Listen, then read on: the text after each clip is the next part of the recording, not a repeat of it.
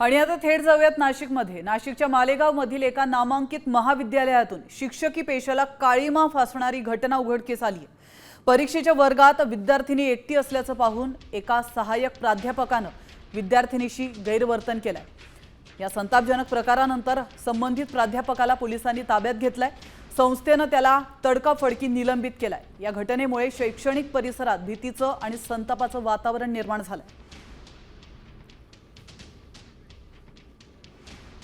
तिच्या वर्गावर असलेले सुपरवायझर शिक्षक यांनी तिचा विनयभंग आणि छेडछाड केली। त्या अनुषंगाने कॅम्प पोलीस स्टेशन येथे 97/2026 हा गुन्हा रजिस्टर नंबर गुन्हा नोंदविण्यात आला असून यामधील एक आरोपी इसम यास ताब्यात घेण्यात आले आहे आणि सदर गुन्ह्याचा तपास पोलीस उपनिरीक्षक विजया पवार मॅडम करत आहेत।